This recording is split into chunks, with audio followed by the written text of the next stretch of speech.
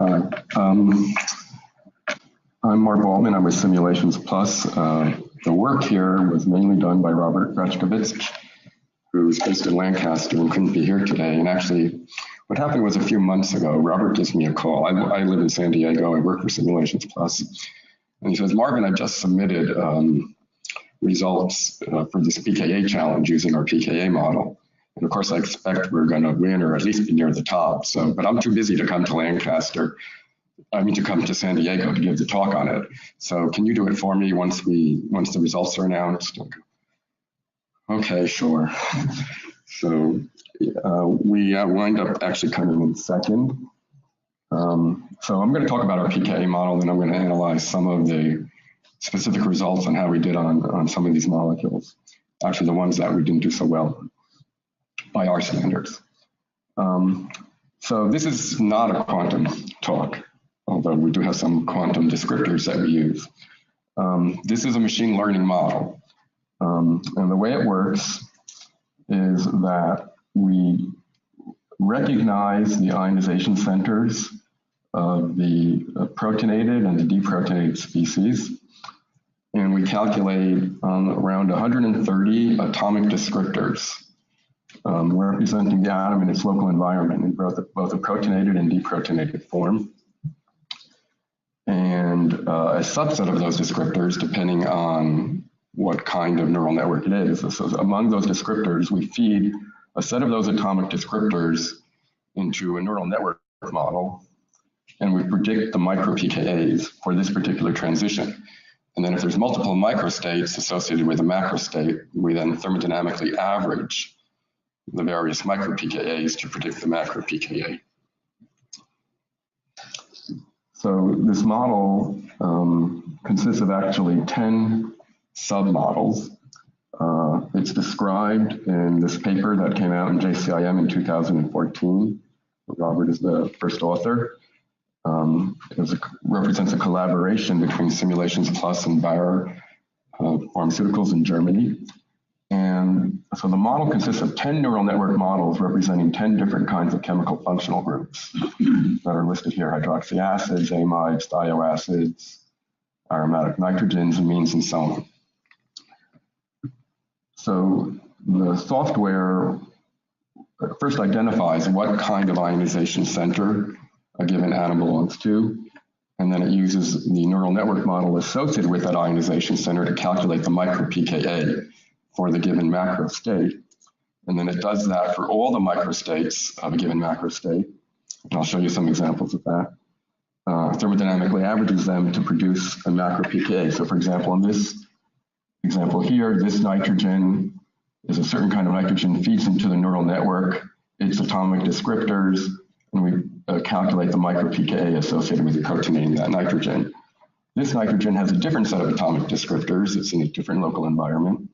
It feeds into its neural network and produces its micro-pKa prediction for it. And this hydroxy group on this carboxylic acid is a different kind of,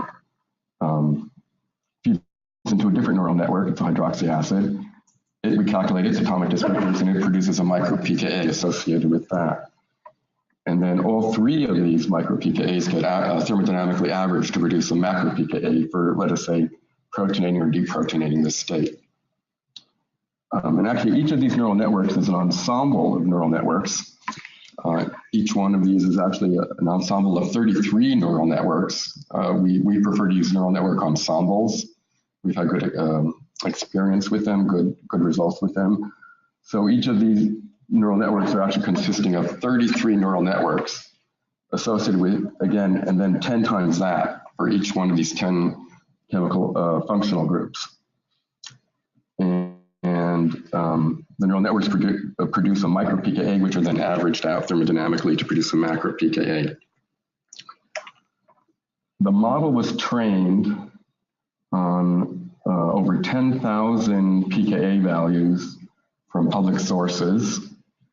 And as I mentioned, we had a collaboration with Bayer Pharma, so almost 15,000 pKa values supplied to us as proprietary data from Bayer. That was a training set, and then we set aside a test set of about 8,000 pKa values. So this represents the model's performance. So this represents months of training on a computer to generate all the weights and training against all this data, and generating all the weights and working through all the chain rule calculus and so on to get the derivatives and figure out how to do the optimization. And so we get a pKa's. Let's see, pointer isn't working. There we go. So the red points represent the test points of the model, the test set that we set aside. The blue is the training set points. And what we like to see in our models is a good balance between the performance of the training set and the performance of the test set. So that's a good indicator to us that the model is not being overtrained. We don't want to train the model to the point where it performs so well on the test set, but it doesn't generalize. That's a real important aspect of training machine learning models. So the overall RMSE is about 0.48 and pretty much the same for the test set. Mean absolute error of 0.35 and 0.34 for the test set, with a slope of about 1 in most cases and a very good R squared. One other thing I wanted to mention, partly in honor of Mike Gilson sponsoring the symposium, the beginning parts of this work, actually, one of the first things I did when I joined Simulations Plus was work on a partial charge model. And that was actually inspired by Robert attending a conference where Mike had a poster on a partial charge model he was working on at the time. So this partial charge model, the partial charges from the atoms serve as the atomic descriptors, some of the atomic descriptors into our model, but actually many other aspects of the partial charge model also feed in as atomic descriptors, electronegativity and hardness that you get from the electronegativity equalization model. Pi charges and sigma charges are separated out. So the model is actually two component models, an electronegativity equalization model for sigma charges and a Hooke model for pi charges, fit to ab initio charges. And it was fit to about 16,000 ab initio charges spanning about almost 1,000 molecules, with a test set aside of almost 3,000 partial charges, and an RMSE of about just under 0.05 atomic units. Okay, so the pKa model took months to train, and overall the curation of the data, it was basically months and years in the making, but it's one thing to build a model and it's another thing to deploy it. So the hard part is building the model. Deploying the model turns out is very straightforward. Robert took the SMILE strings for these molecules, read them into the program, pushed go, and 2 seconds later we came back with all these pKa results.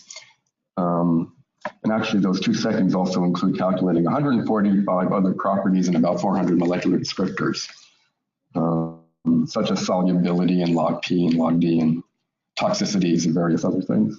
And this is the performance of the model, which wound up ranking second in the overall challenge. So the overall RMSE here was about 0.7, mean absolute error of about 0.58, and R squared of about 0.92, and a pretty good slope as well.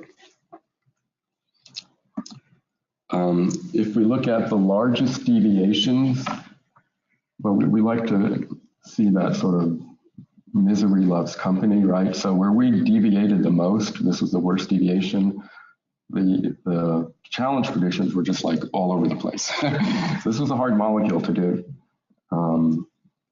sample molecule number 3. And then there's a few others.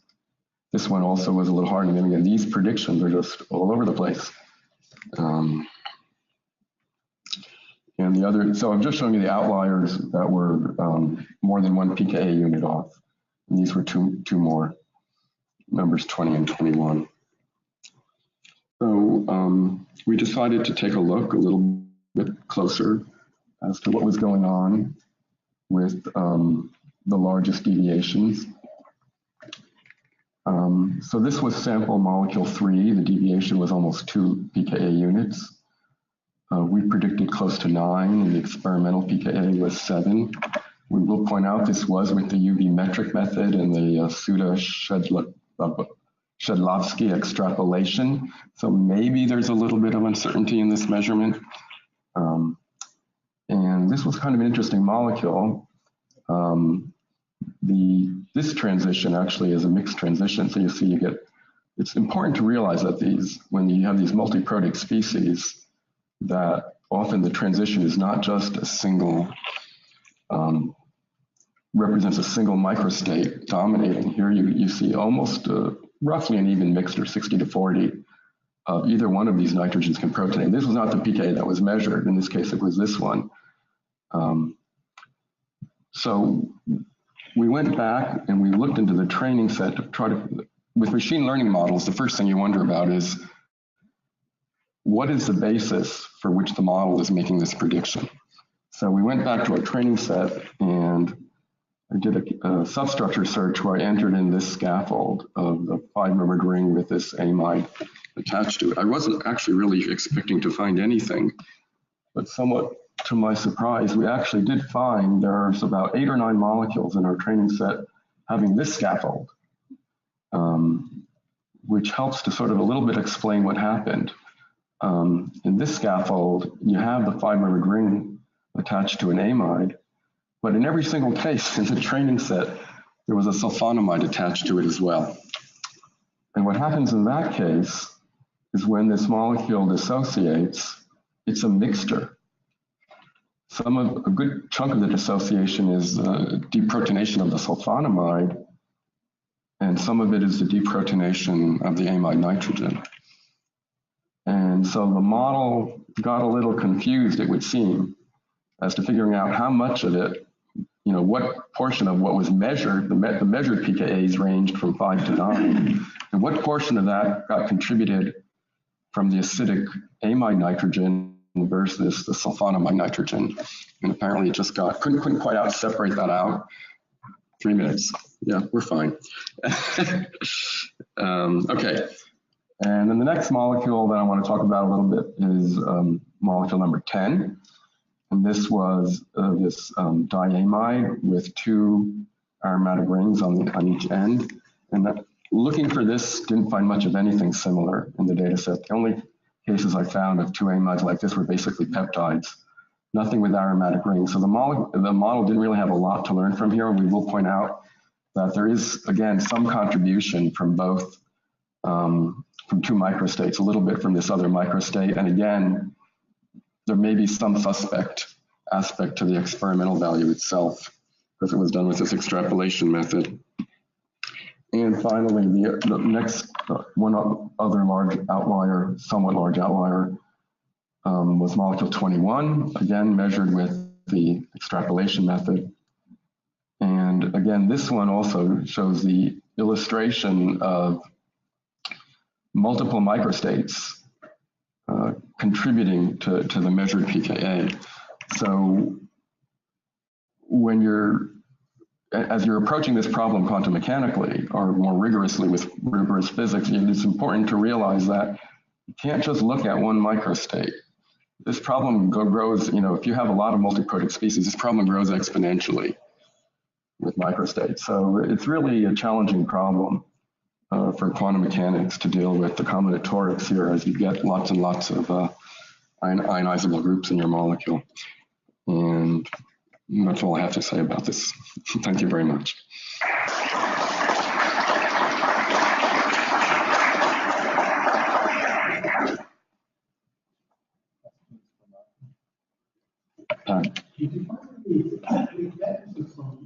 Which one? Did you look and see if you could find any examples of other molecules similar to that have been measured? I don't, actually this one I don't think I've had a chance to look at, but we can do that later. That was odd. I have my computer with me and the database with me. We can take a look later. Can you comment a little bit about the vector space representation of the molecules that you have? The vector space representation? I mean, the input for the neural networks that you have. So from the molecules that you have, you do each 2D descriptors of the 2D descriptors of properties of the atoms. So if I'm protonating or deprotonating this atom, I calculate properties of the atom: atomic charges, hardness, electronegativity, volume, you know, how buried it is, things like that. And those are the descriptors that feed the neural network. I was especially thinking this, you didn't have a 3D representation. No, it's not, yes, correct. A little bit on that. With the 2D itself, you have really good results. But what's the reason for not going into 3D representation? Because we didn't want to complicate issues with what's the conformation of the molecule. So we actually prefer 2D because it avoids those kinds of questions. There are cases where 3D does play a significant role. So I'm not claiming the model is perfect. I am claiming it is useful. So yes, there are cases. They're well known. We know of cases where 3D is it makes an important effect, and we don't do so well there. Yes. Do you think that a different molecular representation could have caused the changes to the sulfonamide? In that large training set, there were probably some pairs of molecules of sulfonamides. Do you think that a more detailed representation of all molecules would catch that? A more detailed representation. Sort of like the previous question about future features for, types of features.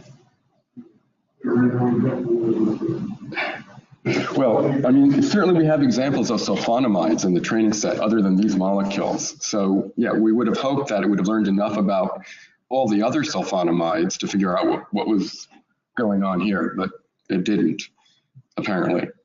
So we can only, I mean, these neural networks are a little hard to interpret at times, especially when there's 10 of them going on. So, I mean, these atomic descriptors, I should say, are not just properties of atoms. They also sort of span out and locally sample what's going on with atoms and their neighbors as well. They're sort of folded in to the overall atomic, to the atomic descriptor. So there's these autocorrelation descriptors, which fold out several layers out and fold in the properties of neighboring atoms as well. In most of these drawings, I see it like NH or N- or whatever, but I don't see many changes in like automeric state. So how do you characterize the automeric states, and how do you account for those? Actually, that's a good question. This molecule can have another tautomer where the double bond can go exocyclic to the nitrogen. We did look at that actually. Sometimes we account for the tautomers explicitly directly within the microstates, and sometimes not. In this case, we don't. We did actually look at that other tautomer. The model predicts that this is the preferred tautomer because they both decompose, they both deprotonate to a common fully deprotonated state. And you can use the pKa's predicted from that to predict the preferred tautomer.